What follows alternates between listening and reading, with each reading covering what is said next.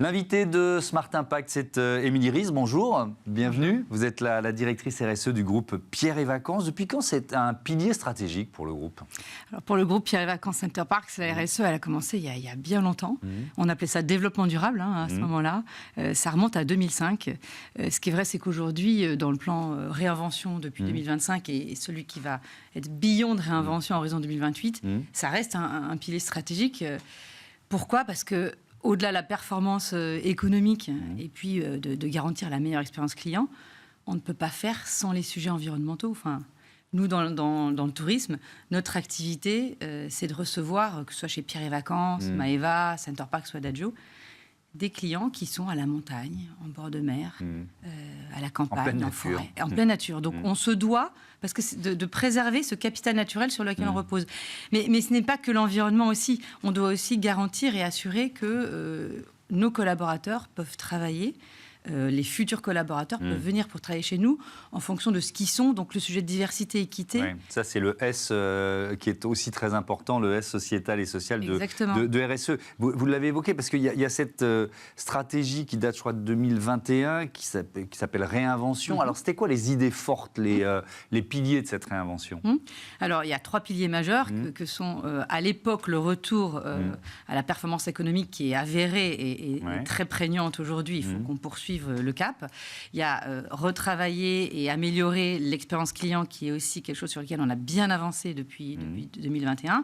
Et puis ce fameux pilier RSE qui va de concert, qui va de pair et qui est là vraiment pour participer de la performance de l'entreprise et qui s'oriente en fait sur 3 axes et donc accélérer cette transition écologique, celle que je parlais, donc cette préservation de l'environnement qui passe par l'impact qu'on peut avoir, consommation d'eau, d'énergie, on va détailler tout ça, parce qu'évidemment, c'est intéressant de voir. Et puis les 2 autres volets que sont la contribution au territoire. On a un fort ancrage territorial, mais faut-il travailler dessus? Et puis le 3e volet, mais qui est commun à beaucoup d'entreprises, qui est d'accompagner nos collaborateurs dans cette transformation. Avec quelques chiffres clés concernant le groupe Pierre et Vacances, 13 000 collaborateurs, 4 marques que vous avez citées, un parc touristique de près de 50 000 hébergements, 340 sites en Europe, 8 millions de clients, 340 sites en Europe. Je retiens ce chiffre parce que comment tenir des objectifs communs quand on est un peu partout? Vous voyez ce que je veux dire? Oui, en effet. Avec des législations, parfois des cultures différentes. Alors nous, on est un groupe européen. On est le leader du tourisme local, du tourisme de proximité. Après, il y a des marques comme Pierre et Vacances qui sont présentes en France et en Espagne, avec une direction commune, mais en effet des spécificités opérationnelles locales. Pour Center Parcs, c'est quand même extrêmement à la fois centralisé, puisque c'est Center Parcs Europe. Nous opérons en Belgique, aux Pays-Bas, en Allemagne, mais c'est des pays qui sont quand même, qui ont des socles communs très forts sur le dialogue social, sur l'environnement. Et les spécificités sont adoptées au niveau local par nos services juridiques, nos services opérationnels. Donc en fait, c'est pas vraiment un sujet. Que ce soit si simple, peut-être pas, mais en tout cas, c'est peut-être moins prégnant pour nous qui sommes un groupe très resserré sur l'Europe. Si on prend l'impact carbone du tourisme, selon le ministère de la Transition écologique, c'est 5% des émissions mondiales de gaz à effet de serre. Là-dedans, évidemment, il y a les déplacements des touristes. Et alors, je ne sais pas comment vous intégrez cette dimension-là, mais est-ce que c'est le levier sur lequel on ne peut pas faire grand-chose, finalement? Oui, c'est un peu ce qu'on peut conclure rapidement. Nous, c'est pas comme ça qu'on voit les choses. Nous sommes des hébergeurs touristiques, on offre des séjours. Donc, à la base, à première approche, nous ne packageons pas, comme on peut dire, dans le secteur du tourisme. Mais on ne s'est pas arrêté là. Donc, l'empreinte carbone d'un séjour chez nous, le premier poste, comme vous l'évoquez, c'est le transport, qui peut aller jusqu'à 70-80% sur des résidences de tourisme comme Pierre et Vacances. Pour autant, nous, on considère que notre rôle, c'est de baisser l'empreinte carbone de notre activité, donc de l'activité touristique, de faire notre part, notamment sur le bâti, et c'est le rôle de nos marques de proposer ces alternatives moins carbonées, concrètement. C'est ce qu'a fait Maeva là, avec un package de proposer tranquille, donc c'est assez malin, de ce qu'on dit, proposer, packager un hébergement et du train. D'accord, mais ça veut dire que il y a un avantage pour le client de choisir un mode de transport moins carboné? Est-ce que vous allez jusque-là? Vous voyez ce que je veux dire? Oui, alors c'est ce qu'on a fait, notamment chez Pierre et Vacances, en proposant une opération spéciale en disant optez pour le train, vous aurez une réduction qui avait été vue. Ça marche? Ce qui est important pour nous, c'est que ça positionne la marque comme un service client. C'est-à-dire c'est un bénéfice que le client peut avoir, vous l'évoquez, le levier du prix, mais surtout rendre ce qui est possible, parce que ce qui est compliqué dans le transport et la mobilité, c'est ce fameux dernier kilomètre. Donc nous, on valorise l'accès au train et au transport en commun sur nos résidences. Donc en fait, il faut être là en marketing de l'offre et puis rendre la chose désirable. Eh oui, on revient à l'acceptabilité du changement. Donc il y a ce pôle transport des touristes, évidemment, c'est pas si facile, mais on peut agir dessus. Et sur tout le reste, qu'est-ce que vous faites pour baisser finalement votre bilan carbone? Le volet du transport, quand même, pour finir, il y a aussi le volet des bornes de voitures de recharge électrique, qui est quand même important. Bien sûr. Des clients qui viennent en famille vont avoir tendance à prendre leur voiture, et c'est très pratique aussi pour ça. Donc on doit aussi répondre à cette demande-là. Votre question étant en dehors du transport. Alors, qu'est-ce qu'on peut faire d'autre? Faire notre part sur ce sur quoi on a de l'impact et surtout des leviers. Donc il y a évidemment travailler sur le bâti. Et nous, on veut vraiment... Ça veut dire quoi concrètement? Nous exploitons des sites dont nous ne sommes pas forcément propriétaires, pas du tout, c'est pas notre modèle. Pour autant, on sait comment limiter les consommations d'énergie et par là même baisser l'empreinte carbone.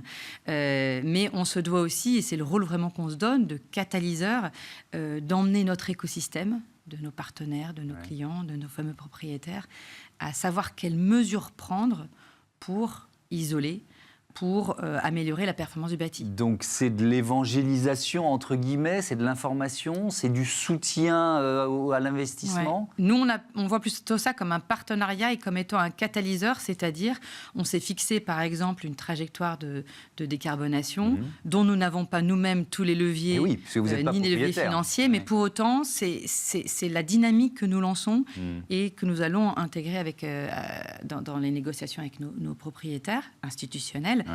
Mais c'est aussi le rôle qu'on se donne qui est vraiment de faire notre part. Et par exemple, on a investi sur un bâti dont nous avions la propriété.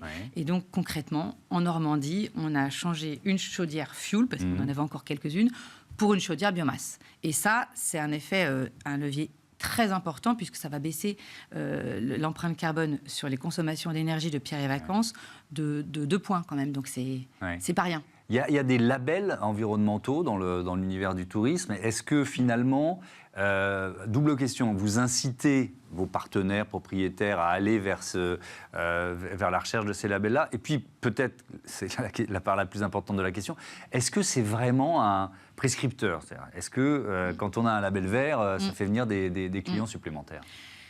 Nous, on part du principe que les clients, comme tout le monde, ont envie de bien faire. On n'a pas envie de faire l'achat qui soit néfaste pour l'environnement ou acheter une marque qui ne soit pas responsable. On part de ce principe-là parce qu'on a aussi écouté nos clients, qui sont, comme tout client, à faire beaucoup de déclaratifs. Oui, et puis on a tous nos contradictions. On ne fait pas tout bien et ce n'est pas grave. Mais nous, notre motto, c'est d'être la marque qui incarne et qui propose cela. Mais on n'est pas dans l'autodéclaratif. Et le label Clé Verte sur lequel on est depuis 2011, quand même, ça ne date pas d'hier, c'est pour nous une des meilleures façons d'attester par une tierce partie de cet engagement environnemental qu'on obtient ou pas, en fait. C'est vraiment un label externe que vous pouvez perdre. Et pour les opérationnels, c'est très concret. Ça veut dire mettre en place des produits écolabellisés, ça veut dire un certain niveau de performance du bâti, on y revient, mais aussi faire la promotion du tourisme local, donc des atouts locaux. Ça, c'est un volet vraiment important et qui est très, très spécifique à notre métier, à notre marque. Et alors, peut-être que vous ne l'avez pas modélisé, mais est-ce que, je repose la question de, est-ce qu'il y a des clients qui vous disent « je suis venu parce qu'il y a la clé verte » et quel pourcentage? Pour eux, c'est important. On sait notamment, quand on a fait des études clients sur le site Maeva, qui est donc une plateforme de vente de produits touristiques, d'hébergement, le fait de critériser, c'est-à-dire de pouvoir choisir non seulement la destination, le type d'hébergement, mais en plus le label, on voit que ça prend de plus en plus d'ampleur Donc nous, on se doit d'avoir un portefeuille de sites labellisés plus grand, de faire valoir leur avantage et d'orienter nos clients vers ceci. Ouais. Merci beaucoup, Émilie Ries, et à bientôt sur Be Smart for Change. On passe tout de suite au zoom de ce Smart Impact. On va parler commerce de proximité et, par exemple, commerce rural aussi. Et puis surtout, ce qui est très intéressant, l'impact, en dehors de l'impact sonnant et trébuchant, l'impact sociétal, l'impact environnemental de ces commerces.